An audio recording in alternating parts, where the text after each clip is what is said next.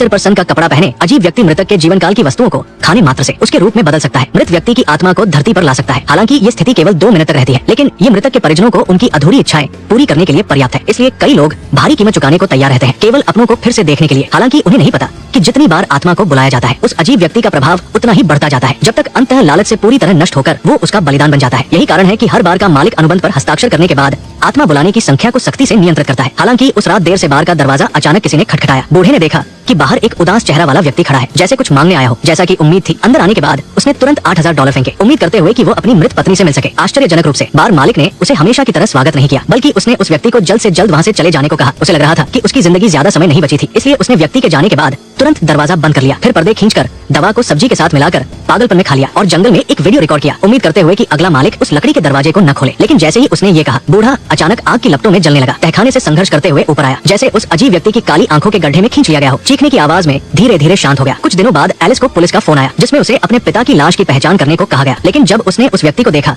जो आग में जलकर पूरी तरह बिगड़ चुका था, उसके मन में कोई हलचल नहीं हुई, क्योंकि वह व्यक्ति उसे और उसकी माँ को बहुत छोटी उम्र में छोड़ गया था, जिसके कारण एलिस का जीवन इन सालों में बहुत मुश्किलों से भरा रहा। इसलिए पिता के साथ उसका कोई भावनात्मक रिश्ता नहीं था। लेकिन जैसे ही एलिस जाने की तैयारी कर रही थी, शवगृह से एक रहस्यमयी व्यक्ति ने अचानक उसका रास्ता रोक लिया, जिसने खुद को पिता का वकील बताया, जो बूढ़े की विरासत को संभालने के लिए जिम्मेदार था। एलिस ने सपने में भी नहीं सोचा था कि उसके पिता 400 साल पुराने एक प्रसिद्ध बार का संचालन करते थे। ये सोचकर कि दीवारों पर लगी पुरानी तस्वीरें भी बहुत कीमती हैं, उसने बिना किसी हिचक के वकील द्वारा दिए गए दस्तावेज पर हस्ताक्षर कर दिए और औपचारिक रूप से पिता के बार को अपने नाम कर लिया। उसे नहीं पता था कि एक बार अनुबंध पर हस्ताक्षर करने के बाद वो वहाँ से कभी मुक्त नहीं हो सकता, मृत्यु तक। रात के 12 बजे अचानक कहीं से एक घड़ी की तेज आवाज आई। एलिस नींद से जाग गया। उसे लगा कि नीचे कोई चल रहा है। वो तुरंत सतर्क हो गया और हिम्मत जुटाकर फोन की टॉर्च चलाकर धीरे धीरे सीढ़ियों से नीचे उतरा। उसकी आवाज खाली बार में गूंज रही थी, लेकिन नजर डालने पर वहाँ कोई जीवित प्राणी नहीं दिखा। एलिस ने तहखाने के गलियारे की बत्ती जलाई। अंधेरे कमरे में अब थोड़ी रोशनी हुई, लेकिन वो अजीब घड़ी की आवाज अभी भी कानों में गूंज रही थी, जो उस लकड़ी के दरवाजे के पीछे से आ रही थी, जिस पर रहस्यमयी निशान उकेरे हुए थे। जब एलिस ये सोच रहा था कि अंदर जाकर देखे या नहीं, अचानक एक साया तेजी से गुजरा। वो डर के मारे कांप रहा था, लेकिन फिर भी आगे बढ़ने की कोशिश की। वो व्यक्ति जल्दी से बोला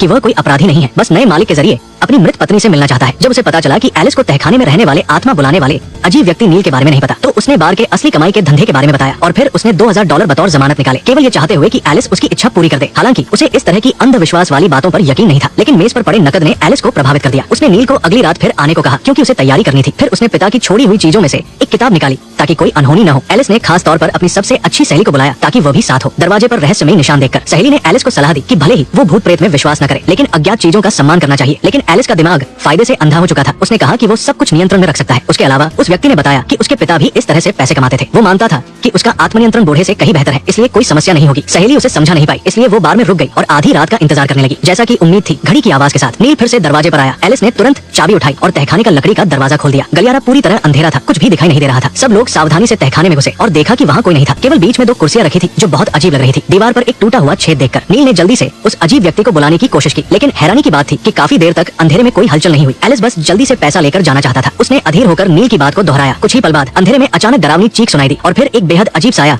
धीरे धीरे बाहर आया। उसके सिर पर एक पुराना सन का थैला था। सहेली को लगा कि कुछ गड़बड़ है। उसने सबको जल्दी से वहाँ से निकलने को कहा, लेकिन एलिस इतना डर गया था कि उसका दिमाग खाली हो चुका था। वो वही खड़ा रहा, हिल नहीं सका। नील जानता था कि उस अजीब व्यक्ति में आत्मा बुलाने की शक्ति है। उसने लगातार उससे अपनी मृत पत्नी को आखिरी बार दिखाने की गुहार लगाई, लेकिन उस अजीब व्यक्ति ने उसकी बात को अनसुना कर दिया और सीधे एलिस की ओर बढ़ा। ये देखकर सहेली ने जल्दी से पास पड़ी एक लकड़ी उठाई और उसे रुकने का आदेश दिया। हैरानी की बात थी कि एलिस की बात सुनकर वो अजीब व्यक्ति सचमुच रुक गया। नील को अचानक कुछ याद आया। वो समझ गया, इसलिए उसने तुरंत एलिस से उस अजीब व्यक्ति को कुर्सी पर बैठने और रस्म शुरू करने का आदेश देने को कहा, लेकिन उसने अचानक $8000 की मांग कर दी अपनी पत्नी से मिलने के लिए। नील ने तुरंत हामी भर दी। सहेली को डर था कि दोनों आग से खेल रहे हैं। उसने तुरंत चेतावनी दी, लेकिन एलिस का दिमाग पैसे के लालच में अंधा हो चुका था। वो पक्का मानता था कि वो अजीब व्यक्ति उसकी बात मानेगा। उसे नहीं पता था कि गड्ढे को घूरने वाला व्यक्ति गड्ढे में ही समा जाता है। नील को इसका मतलब समझ नहीं आया। उस अजीब व्यक्ति के इशारे पर उसने अपनी पत्नी की पुरानी अंगूठी जेब से निकालकर उसे दे दी। हैरानी की बात थी कि उस अजीब व्यक्ति ने मृतक की वस्तु को एक ही बार में निगल लिया। फिर उसका शरीर कांपने लगा और दर्द से चीखने लगा। सुरक्षा के लिए नील ने सुझाव दिया कि उस अजीब व्यक्ति को कुर्सी पर बांध दिया जाए, लेकिन एलिस इतना डर गया था कि उसने कहा कि अगर बांधना है तो वो खुद बांधे। जब उसने देखा कि वो पैसे लेकर काम नहीं कर रहा, नील को डर के बावजूद उस अजीब व्यक्ति के हाथ कसकर बांधने पड़े। दिल दहलाने वाली चीख के साथ उस अजीब व्यक्ति के सूखे हाथ अचानक चमकदार और मुलायम हो गए, कोमल और नाजुक। नील हैरान रह गया। उसे नहीं पता था कि वो वाकई कामयाब हो गया। वो उत्सुकता से थैला हटाकर अपनी पत्नी का चेहरा फिर से देखना चाहता था, लेकिन उसे देखकर नील डर के मारे पीछे हट गया। दरअसल उसने गलत वस्तु दे दी थी। उसने अपनी मृत माँ की अंगूठी उस प्राणी को दे दी थी। नील उस औरत को नहीं देखना चाहता था जिसने उसे बचपन में छोड़ दिया था। उसने जोर देकर फिर से कोशिश करने को कहा, लेकिन माँ ने अचानक अपने बेटे की आवाज सुनी और वो फूट फूट कर रोने लगी जैसे उसका कोई दुख हो। लेकिन तभी काले गड्ढे से अचानक पानी रिसने लगा। उस प्राणी ने शरीर पर नियंत्रण हासिल कर लिया। उसका चेहरा बदल गया। माँ के रूप में वो बुरी बातें कहने लगा। सब लोग डर के मारे पीछे हट गए, लेकिन पलट कर देखा तो वो प्राणी गायब था। नील ने चारों ओर देखा और माँ को ध्यान से देखने की कोशिश की, लेकिन वो अचानक पीछे से प्रकट हुआ और नील के सिर पर आत्मा से बात करने के के लिए पागलपन में चीखने लगा। सौभाग्य से संकट के समय में एलिस ने समय रहते उसे रोकने के लिए आवाज दी। तब वो प्राणी रुक गया। नील के कहने पर उसने तुरंत सन का थैला उठाकर उसे पहना दिया और रस्म को खत्म किया। फिर उसने उसे गड्ढे में वापस जाने का आदेश दिया। लेकिन जाते समय वो प्राणी अचानक पलटा और एलिस को उदास नजरों से देखने लगा। सब लोग तहखाने में ज्यादा देर नहीं रुकना चाहते थे। उन्होंने दरवाजा बंद किया और बार बंद करने की तैयारी की। लेकिन नील ने उस प्राणी की आत्मा बुलाने की शक्ति देखी थी और वो जाने को तैयार नहीं था। उसका मानना था कि उसने गलत वस्तु दी थी। अगर एक बार और कोशिश की तो वो अपनी पत्नी से मिल सकता है। इसके लिए नील दोगुना पैसा देने को तैयार था। लेकिन एलिस इतना डर गया था कि उसने मना कर दिया। मजबूरी में नील ने अपना संपर्क नंबर छोड़ा और एलिस के मन बदलने का इंतजार करने को कहा। फिर बहुत निराश होकर बार से चला गया। उसके जाने के बाद एलिस ने पिता की छोड़ी हुई वीडियो टेप खोली। तब उसे पता चला कि अनुबंध पर हस्ताक्षर करने के बाद से ही उसे उस प्राणी की निगरानी का जिम्मा मिला था। हालांकि वह प्राणी मृतकों को धरती पर ला सकता था, लेकिन आत्मा केवल 2 मिनट तक रह सकती थी। उसके बाद का समय पूरी तरह उस प्राणी के नियंत्रण में होता था, जब तक उसे फिर से थैला नहीं पहनाया जाता। और हर बार आत्मा बुलाने से उस प्राणी की शक्ति बढ़ती थी। कभी भी उसका फायदा उठाने की कोशिश नहीं करनी चाहिए, वरना वो धीरे धीरे मालिक की चेतना को नष्ट कर देता था और अंततः उसका दिमाग हड़प कर उसका मालिक बन जाता था। बूढ़े ने चेतावनी दी थी कि तहखाने के काले गड्ढे में कभी नहीं जाना चाहिए। वो प्राणी पिंजरे के बाहर किसी को नुकसान नहीं पहुंचाता, लेकिन गड्ढे में घुसते ही मृत्यु निश्चित है। इसके अलावा बार बेचकर वहाँ से भागने की भी कोशिश नहीं करनी चाहिए, क्योंकि एक बार अनुबंध पर हस्ताक्षर करने के बाद वो आत्मा और श्राप से बंध जाता है। मृत्यु तक एकमात्र रास्ता है कि इस बार को ईमानदारी से चलाया जाए और उस प्राणी को न बुलाया जाए, तभी सब कुछ ठीक रहेगा। अब एलिस को समझ आया कि उसके पिता ने उसे क्यों छोड़ दिया था। इस बार को संभालते हुए वो दशकों तक जीवित रहा, लेकिन चूंकि नील को तहखाने में रहने वाले उस बुद्धिमान प्राणी के बारे में पता था, इसका मतलब था कि उसके पिता ने जीवित रहते हुए उससे खूब पैसा कमाया था और उसने अभी कितना कमाया था इससे कोई फर्क नहीं पड़ना चाहिए। खासकर जब एलिस को यकीन था कि उसका आत्मनियंत्रण बूढ़े से कहीं बेहतर है, इसलिए उसने फैसला किया कि इस मौके का फायदा उठाकर 30 लाख कमा लेगा और फिर रुक जाएगा। तब वो बार को जला देगा और चर्च में छिप जाएगा। अगर उस प्राणी में हिम्मत है तो वो यीशु से मुकाबला कर ले। उसकी मृत्यु पर उसे कोई अफसोस नहीं होगा। सहेली जानती थी कि एलिस गरीबी से तंग आ चुका था, उसे इतना बड़ा मौका मिला था, वो आसानी से नहीं छोड़ेगा। 3 बार समझाने के बाद भी उसने सुझाव दिया कि एलिस सीढ़ियों पर पार करने की मनाही का निशान लिख दे, ताकि मालिक की हैसियत से उस प्राणी को नियंत्रित किया जा सके। फिर एलिस ने नील को ढूंढा और कहा कि वो ये धंधा जारी रखने को तैयार है, लेकिन उसे और पैसे देने होंगे। अपनी पत्नी से मिलने के लिए उस व्यक्ति ने बिना हिचक हामी भर दी। हालांकि इस बार सब कुछ हैरानीजनक रूप से आसान रहा। वो प्राणी एक वस्तु खाने के बाद सचमुच नील की पत्नी के रूप में बदल गया। एलिस ने 2 मिनट का उल्टी गिनती शुरू की और उसे जल्दी से कुछ कहने को कहा, लेकिन हैरानी की बात थी कि नील ने अपनी पत्नी को जिंदा करने का मकसद बैंक कार्ड का पासवर्ड पूछना नहीं था, बल्कि ये जानना था कि हादसे वाले दिन उसने किसी और के साथ धोखा तो नहीं किया था। अचानक आए इस सवाल ने वहाँ मौजूद सभी को हैरान कर दिया। पत्नी ने जल्दी से सफाई दी कि उसने कभी उसे धोखा नहीं दिया, लेकिन नील को उसकी बात पर यकीन नहीं हुआ और वो शक करता रहा। वो जानना चाहता था कि वो कौन था। तभी 2 मिनट का समय खत्म हो गया। नील को वो जवाब नहीं मिला जो वो चाहता था। वो बार बार सवाल करता रहा, लेकिन उस प्राणी ने शरीर पर नियंत्रण हासिल कर लिया था और वो बुरी बातें कहने लगा। एलिस ने देखा और जल्दी से सन का थैला निकालकर उसे पहनाने की कोशिश की, लेकिन वो प्राणी बहुत विरोध कर रहा था। उसने कुर्सी को पीछे खींच लिया और अंधेरे में एलिस का मुंह दबाकर उसे मारने की कोशिश की। सौभाग्य से संकट के समय में उसने आदेश दिया। तब वो प्राणी अनिच्छा से थैला पहनकर गड्ढे में वापस चला गया, लेकिन फिर भी नील हार नहीं माना। उसका मानना था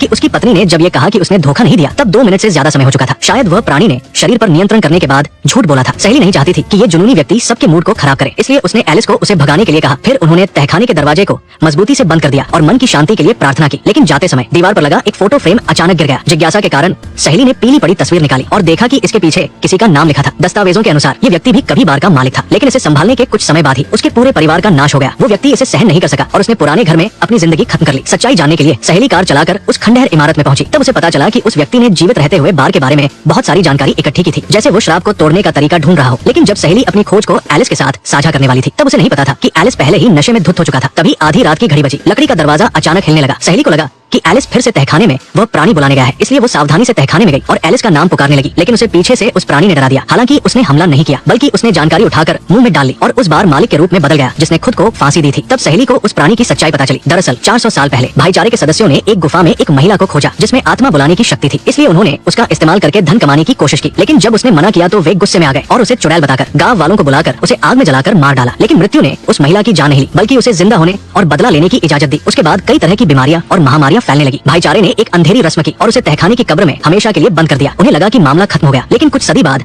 भाईचारे के वंशजों ने कब्र खोल दी और फिर से उस चुड़ैल की शक्ति का दुरुपयोग करके धन कमाया। लेकिन उन्हें नहीं पता था कि उनके मन का लालच उस प्राणी की शक्ति बढ़ाने का स्रोत बन गया। जल्द ही भाईचारे के सदस्य एक एक करके मरने लगे और धीरे धीरे खत्म हो गए। श्राप को दूसरों पर डालने के लिए उन्होंने वकील बनकर बार को सस्ते में बेच दिया और अनुबंध करने वालों को फंसाया। निगरानी की जिम्मेदारी दी। बात पूरी होते ही 2 मिनट का समय खत्म हो गया। उस प्राणी ने फिर से शरीर पर नियंत्रण हासिल कर लिया और सच्चाई जानने वाली सहेली को वही खत्म कर दिया। कुछ समय बाद एलिस नशे से जागा और अचानक उसे सहेली का फोन आया, जिसमें उसने कहा कि वो तहखाने में फंस गई है। एलिस को उसकी सुरक्षा की चिंता हुई। वो तुरंत सीढ़ियों से नीचे उतरकर उसे ढूंढने गया, लेकिन उसे नहीं पता था कि सहेली की आवाज काले गड्ढे से आ रही थी, जो बहुत डरावनी लग रही थी। एलिस सीधे अंदर जाकर उसे बचाना चाहता था, लेकिन तभी उसे पिता की चेतावनी याद आई कि वो कभी भी अंधेरे में कदम न रखे। लेकिन बहुत सोचने के बाद एलिस ने अपने पिता की बात को नजरअंदाज कर दिया और सहेली की आवाज का पीछा करते हुए उसने जल्दी ही उसे ढूंढ लिया। लेकिन जैसे ही दोनों जाने वाले थे, एलिस ने गलती से एक मिट्टी का बर्तन तोड़ दिया। वो रोशनी में रास्ता देखना चाहता था, लेकिन उसे अपनी सहेली की लाश दिख गई। चुड़ैल का तहखाने से बाहर निकलने का प्लान नाकाम हो गया। उसने तुरंत अंधेरे में अपनी असली शक्ल दिखाई और एलिस पर हमला करने की तैयारी की। सौभाग्य से से संकट के समय में वो पूरी ताकत से गड्ढे से बाहर भागा। नील की मदद से वो वहाँ से निकल गया और पहले लिखे गए पार करने की मनाही के निशान ने उनकी जान बचा ली। सहेली की मृत्यु से एलिस बहुत दुखी था। वो खुद को दोषी मानता था कि अगर वो जिद न करता तो ये त्रासदी नहीं होती। इसलिए उसने अपने पिता की तरह तहखाने को हमेशा के लिए बंद करने का फैसला किया। लेकिन नील को डर था कि वो फिर कभी अपनी पत्नी से नहीं मिल पाएगा। उसने चुपके से एलिस को दबा दी और अकेले तहखाने में चला गया। अनुबंध पर अपना नाम लिख दिया। वो उस प्राणी का संरक्षक बनना चाहता था। इस तरह वो न केवल अपनी पत्नी से कभी भी मिल सकता था बल्कि उसे अपने लिए एक बेटा भी दे सकता था। लेकिन उस प्राणी ने उसकी पत्नी का रूप लेकर कहा